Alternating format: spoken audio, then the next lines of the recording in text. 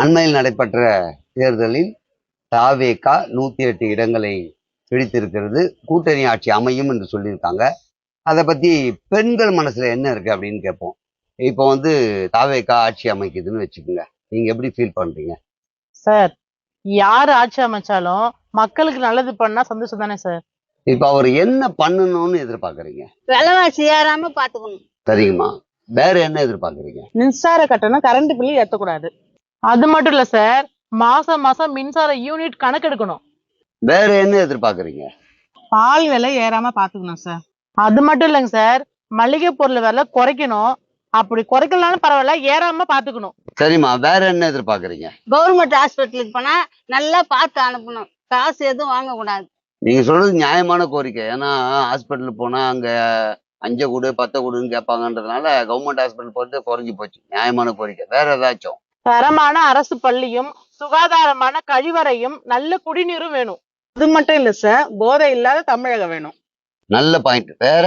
படிச்சவங்களுக்கு வேலை வேணும். மிக முக்கியமாக பெண்களுக்கு பாதுகாப்பு வேணும். சரிம்மா, வேற ஏதாச்சும் எதிர்பார்க்கறீங்களா? விவசாயம் அதிகமாகணும். நெசவு தொழில் பாதுகாக்க வேண்டும். தரமான கல்வியும் வேண்டும். இது எல்லார் ஆட்சியிலும் எதிர்பார்க்கறது தான். நடக்குதா நடக்கலையான்னு தெரியல. இப்ப டிவிக்கு ஆட்சிக்கு வந்திருக்கு, நடக்கணும் எதிர்பார்க்கறீங்க, நடக்கும்ன்றதை நம்புவோம். வேற ஏதாச்சும்? மிக முக்கியமானது, படிப்படியாக இலவசத்தை குறைக்க வேணும். இது நல்லா இருக்குமா. இதுதான் அரசுக்கு நீங்க செய்யக்கூடிய மிகப்பெரிய செயல். நல்ல விஷயம் நீங்க சொல்லியிருக்கிறது. வேற? அந்தந்த தொகுதி எம்எல்ஏக்களை நேரில் சந்திக்க வழி செய்யணும். ஏரி குளங்களை தூர் வர வேண்டும். மழை நீர் தேங்காமல் பார்த்து கொள்ள வேண்டும். நீங்க சொன்ன எல்லாமே 75 ஆண்டு காலமாக மக்கள் எதிர்பார்ப்பது. இந்த ஆட்சியிலாவது அது நடக்கணும்னு உண்மையிலே எதிர்பார்க்கறது நியாயமான விஷயம். வேற ஏதாச்சும்? சுய தொழில் செய்ய அரசு நிதி உதவி செய்ய வேண்டும். குடிசை தொழிலை வளர்க்க வேண்டும். அது மட்டும் இல்லாம சிறு தொழில், கைவினை பொருட்கள் இதெல்லாம் வளர்ச்சி அடையணும், பாதுகாக்கப்படணும் அப்படின்றது எல்லாருடைய வேண்டுகோள் தான். தடையற்ற தட்டுப்பாடு இல்லாத குடிநீர் வேண்டும். லஞ்ச ஊழலை ஒழிக்க வேண்டும். சார், அது மட்டும் இல்ல, அரசு ஊழியர்கள் தவறு செய்தால் நிரந்தரமாக பணி நீக்கம் செய்ய வேண்டும். தவறு செய்தால் மிக கடுமையாக தண்டனை கொடுக்க வேண்டும். சரிதாம்மா, நீங்க சொல்றதெல்லாம் கரெக்டு தான். முதல் முறையா ஆட்சி பண்றாரு, அவருக்கும் கொஞ்சம் அவகாசம் வேணும். ஏன்னா இதுக்கப்புறம் ரோடு போடுறது, பிரிட்ஜு கட்டுறது, சுகாதார மையம் அமைக்கிறது, இப்படி பல வேலைகள் அவங்களுக்கு இருக்கு. நிறைய விஷயங்கள் இருக்கு. நீங்க சொன்னது அன்றாட வாழ்க்கையில் இருக்கக்கூடிய பிரச்சனைகள். ஒரு குடும்ப தலைவியாக அனுபவிக்கின்ற கஷ்டத்தில் நீங்கள் அதுல இருந்து மீண்டு வர்றதுக்கான வழி சொல்லியிருக்கீங்க. இதுக்கப்புறம் அவங்க அந்நிய நாட்டுடைய முதலீட்டு கொண்டு வர வேண்டியது இருக்கும். இங்கேருந்து வெளிநாட்டுக்கு ஏற்றுமதி செய்ய வேண்டியிருக்கும்.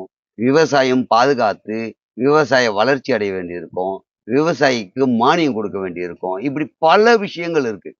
இதெல்லாம் அவர் தெரிஞ்சு மக்களுக்கு நல்லது செஞ்சா, நாடையும் மேம்படுத்தி அவரும் நல்லாட்சி கொடுத்தா, தொடர்ந்து வரும் ஆண்டுகளில் அவரே ஆட்சி செய்வார். அதனால அவர் செய்வார்னு நம்பி இந்த கோரிக்கை வச்சிருக்கீங்க. ஒருவேளை இந்த வீடியோவை பார்த்தாருன்னா அவருக்கு கொஞ்சம் புரியும்.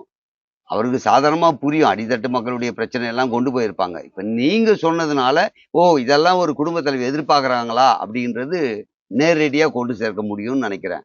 இந்த வீடியோ பற்றி உங்கள் மேலான கருத்துக்களை பதிவு செய்யுங்கள். இந்த வீடியோ உண்மையிலேயே பயனுள்ளது என்று நீங்கள் நினைத்தால் பகிருங்கள். நன்றி. உங்களுக்கும் நன்றி.